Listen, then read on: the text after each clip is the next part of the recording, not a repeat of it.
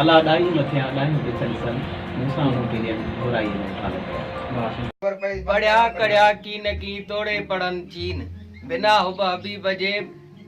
कुछ न मिलंद न कीन जे जो अल्लाह ते यकीन से अणपढ़िया नाज़रीन आओ आवां जो खादम राजा शकील मुझो प्रोग्राम गाल बोल जंहिंमें मेहमान आए मोहतरम जनाब शायर ऐं अदीब लेखक ऐं कारकुन तमाम सीनियर शायर आहे सिंध जो पुराणो ऐं अदीब शायर मोहम्मद मखण इबू पोटो साहब अॼु असां उन जी औताक ते मौजूद आहियूं साईं सां थींदियूं तबियत कीअं आहे ख़ुशि आहियो कहिड़ा अल्हम्दुलिल्लाह ख़ुशि आहियूं मालिक साईं जा एहसान साईं तव्हां खां पहिरियों सुवाल असांजो इहो आहे त तव्हां शाइरी कॾहिं खां शुरू कई ऐं केतिरो अरसो थी वियो आहे तव्हांखे हिन शाइरी ऐं अर्ज़ु इहो आहे त 1992 खां वठी मूं शाइरी पंहिंजी शुरू कई ऐं अॼु ताईं रहंदो आहे ऐं करियूं पिया लिखूं पिया ऐं हलूं पिया ऐं कंदा रहंदासीं ऐं असांजी शाइरीअ में अल्हम्दुलिल्लाह शाइर जो मक़सदु हूंदो आहे त हिन दुनिया जे इंसाननि खे सुठो रस्तो ॾसणु ऐं सुठी राह जूं ॻाल्हियूं करणु ऐं पंहिंजे दिलि जो आवाज़ ऐं ज़ुबान सां हिन अवाम खे हिन मुस्लमाननि खे इंसान रात खे सुठो पैगाम ॾियूं जीअं बुराइनि वारो पैगाम न हुजे बुराई जी तरफ़ न हुजे इंसानियत जी तरफ़ हुजे ऐं सुठो पैगाम ॾियूं ऐं उन खां पोइ अर्ज़ु कंदासीं त शाइर हिकिड़ो आवाज़ु हूंदो आहे उहो आवाज़ु पंहिंजे जेकॾहिं सुहिणो सुठो ऐं बहितरीनु लफ़्ज़नि में पेश कंदो त उनखे मान ऐं दाद मिली सघे थो बाक़ी असांजा अॼुकल्ह जा नौजवान शाइर या असांजा फनकार असां उनखे ख़ुदा अर्ज़ु कंदासीं त सिंध जो अदब सिंध जो कल्चर इहो पैमाल न कनि असांजे सिंधी मारवड़नि खे सुठो पैगाम ॾियनि सुठी शाइरी लिखनि जेका परदे वारी हुजे ऐं अदब वारी हुजे जीअं असांजा मारवड़ा सिंधी सादा माण्हू आहियूं त असांजे मारवड़नि खे बुराई वारो पैगाम न ॾियूं असां उनखे मुहबत वारो पैगाम ॾियूं असां उनखे इंसानियत जो दर्स ॾियूं शाइर जी माना इहा हूंदी आहे त पंहिंजे लफ़्ज़नि मां पंहिंजे दिलि जे आवाज़ मां अहिड़ा लफ़्ज़ कढे त जेके असांजे अदब खे मज़बूत करे पंहिंजे ॿुधण वारा बि हुनखे चवनि त वाक़ई बहितरीनु इंसानु आहे ऐं सुठो दर्स थो ॾिए अहिड़ो ग़लति पैगाम असां न ॾियूं ॿुधंदड़नि खे या असांजे मारवड़नि खे असांजे सिंधी भाइरनि खे त जीअं हू असां खां नफ़रत कनि अॼुकल्ह जा असांजा शाइर सुठी शाइरी कोन था कनि माना उन में उघाड़प घणी था लिखनि ऐं ॻाइण वारा फनकार बि तमामु उनखे उन अंदाज़ में था ॻाइनि जीअं मिसाल तमामु हिकिड़ा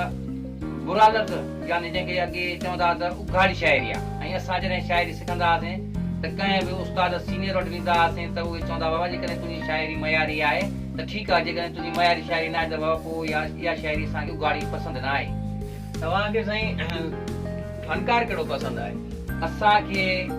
अॼु जे दौर में त अहिड़ो को फनकार सुठो कोन्हे पोइ बि आबदा परवीन हींअर हाल हयात आहे इन खां असां मुतमिन आहियूं मोहम्मद यूसुफ आहे उन खां असां मुतमिन आहियूं उन्हनि जी गायकी पुराणा जेके बि ॻाइणा थी गुज़रिया आहिनि असां उन्हनि ते मुतमिन आहियूं बाक़ी जेके अॼुकल्ह जा फनकार आहिनि उन्हनि में हिकिड़ो ख़ासि फनकार कोन्हे जेको हिकिड़ो तमामु घणो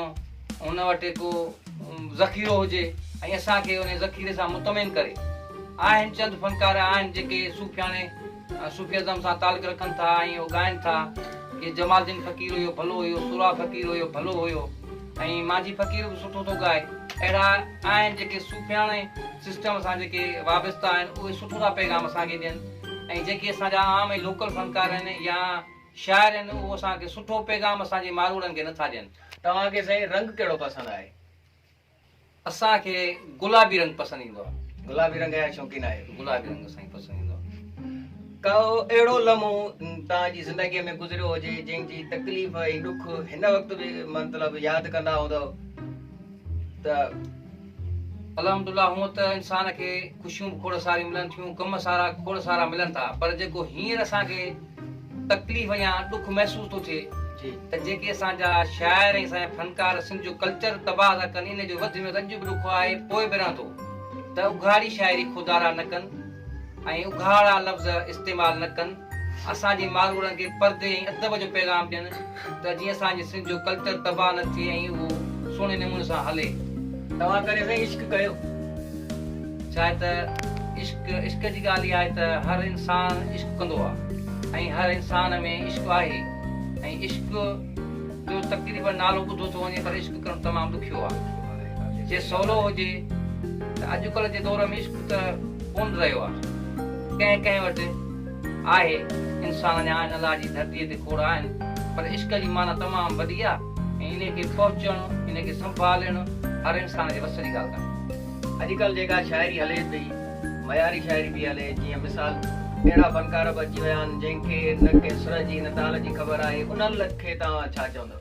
असां उनखे बार बार ख़ुदा राई अर्ज़ु कंदासीं त या उघाड़ो न ॻाइनि, सुठो ॻाइनि, मयारी शाइरी ॻाइनि ऐं अदबी शाइरी ॻाइनि, जंहिंमें अदब हुजे, जंहिंमें इंसाननि खे दरस मिले ऐं बुरनि कमनि खां नफ़रत वारी ॻाल्हि हुजे ऐं सुठनि ख़्यालनि जो इज़हार कनि ऐं शाइर बि असांजा सुठनि ख़्यालनि जो इज़हार कनि। त तव्हांखे साईं घणो अरसो थी वियो आहे, घणे टाइम खां वठी इन फील्ड में आहियो तव्हां? मां 1992 खां वठी शेर शाइरीअ सां, फनकारनि सां या उस्तादनि शाइरनि सां, जेके लेखक आहिनि, जेके वज़न, बहर, रदीफ़, काफ़ियो सम्झनि ऐं ॼाणनि था, 1992 खां बाद पोइते जेका ज़िंदगी हुई उहा साईं जी कीअं गुज़री? असांजी उहा इंशाअल्लाह तमामु अलाह जे करम ऐं फज़ल सां भली गुज़री, तमामु सुठी गुज़री। असांखे पंहिंजी ज़िंदगीअ में सुठा दोस्त, सुठा भाइर ऐं तमामु मुतबर शख़्सियतूं मिलियूं जिन सां असांजी ज़िंदगी सुठी गुज़री। हींअर बि अल्हम्दुलिल्लाह असांजी ज़िंदगी भली पई गुज़रे। तव्हांजी तालीम साईं घणी आहे? तालीम मुंहिंजी 8 जमायत आहे। अच्छा साईं, तव्हां हिन वक़्तु मुमताज़ मौलाई घणो ॿुधो पियो वञे, नौजवान में अक्सरियत करे वियो आहे ऐं मतिलबु सोशल मीडिया ते या जिथे वञो था मुमताज़ मौलाई लॻो पियो आहे, तव्हां उनजे बारे में छा चवंदव? असां इहो मुमताज़ मौलाई बारे में चवंदासीं त मुमताज़ मौलाई ॻाए पियो, पर मुमताज़ साहिब जन खे अञा राग जी ख़बर कान्हे का ऐं सिख्या जी ख़बर कान्हे त राग छा हूंदो आहे। उन खां पोइ जेके ॿुधनि था से उहे था ॿुधनि, जीअं ॿार हुजनि नंढा मासूम, उहे था घणो ॿुधनि ऐं घणो पसंदि था कनि, छो ॿारनि खे नंढड़नि खे पंहिंजी ख़बर कान्हे त असां छा पिया कयूं, बुरो पिया कयूं या भलो पिया कयूं। ऐं मुमताज़ साहिब जन ॻाइनि था, ॿुधो वञे थो सिंध में, पर अदब पैमाल करे छॾियो आहे साईं जन। असां एतिरो चवंदा साईं जन त थोरो ख़ुदा अदब जो ख़्यालु कनि, सिंध जे माण्हू जो, मारवड़नि जो ख़्यालु कनि, त माना इहो सोचनि त सिंध जे ॿारनि नंढनि वॾनि ते असांजे हिन ॻाइण मां, असांजी शाइरीअ मां छा असरु थो थिए। इन लाइ ख़ुदा थोरो रहम कनि। असां का अहिड़ी बि उनजे इशारे में गुस्ताखी नथा करे सघूं, पर एतिरो ज़रूरु कनि त ख़ुदा रहम कनि, पंहिंजे लफ़्ज़नि खे ॾिसनि ऐं सिंध जे कल्चर खे ॾिसनि त सिंध जा सादा माण्हू आहिनि ऐं हुननि में सादगी आहे ऐं असांजा मोहबती माण्हू आहिनि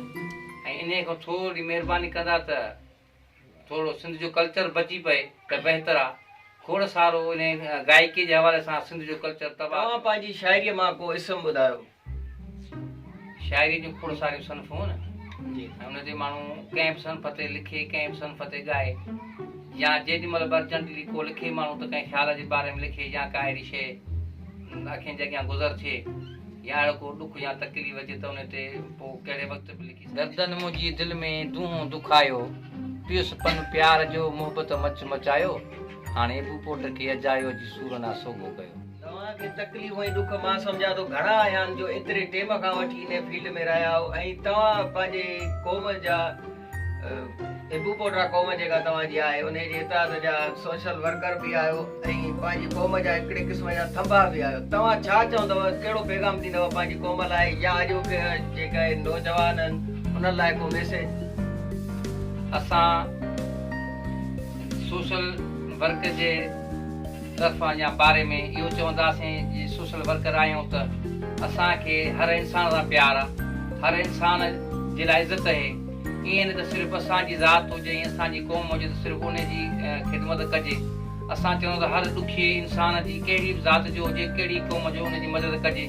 ख़ुदा अलाह खे यादि न सम्झी उनजी हेल्प कजे ऐं पंहिंजो मुफ़ाद उन में को बि न रखिजे। ऐं इहो सभिनि खे पैगाम ॾियो त जिथे बि रहो त उते मोहबत सां रहो, प्यार सां रहो, नफ़रतूं न कयो, जहिड़ा झटा सिंध में थियनि पिया उहे न कयो। जिथे बि जहिड़ी क़ौम जो भाउ हुजे उन ॻाल्हि सां ख़ुशि करे, उहो पंहिंजे भाइरनि सां मुतहद रहे, इतफ़ाक़ में रहे, बदीअ में रहे त मज़ो आहे। ऐं असां पंहिंजा क़ौम जे हवाले सां असां पंहिंजी क़ौम खे बि इहो अर्ज़ु कंदा आहियूं त बाबा जिथे बि रहो त बदीअ सां रहो, मोहबत सां रहो, इख़लाक़ सां रहो, जहिड़ा झटा न कयो। ऐं असांखां जेको पहुची सघंदो आहे त उनजी असां हेल्प मदद ॾुखे वक़्त में ज़रूरु कंदा आहियूं। यूट्यूब ते चैनल आहे साईं राजा शकील न्यू फनी, उन जे बारे में तव्हां कुझु थोरो? असां हिन चैनल ते आयासीं, असांखे तमामु ॾाढो मज़ो आयो। तमामु हिन चैनल जा जेके वर्कर आहिनि वर्कर उहे तमामु सुठे नमूने सां कमु कनि पिया ऐं ॾिठोसीं ॿुधोसीं ॾाढो मज़ो आयो, ॾाढी ख़ुशी थी। ऐं अलाह करे इन जज़्बे सां वले जोश सां तव्हां इन कम खे जारी रखो। पर इहो कमु ज़रूरु कजो जेको बि तव्हां सोचियो कयो त हर इंसान जे लाइ भलाईअ लाइ कमु कयो, हर इंसान जी ॿधी मोहबत लाइ कमु कयो। असांजो हर भाउ खे इहो ई पैगाम आहे, ॿधी मोहबत इख़लाक़ जो दामन न छॾियो वञे ऐं हर हिक खे क़ाबिल एतिराम नंढे वॾे खे इज़त ॾियो। वॾी महिरबानी साईं, तव्हां पंहिंजो क़ीमती टाइम असांखे ॾिनो। तव्हांजा लख थोरा, वॾा वण तव्हांजा, वॾी महिरबानी तव्हांजी। असांखे ॾींदा इजाज़त।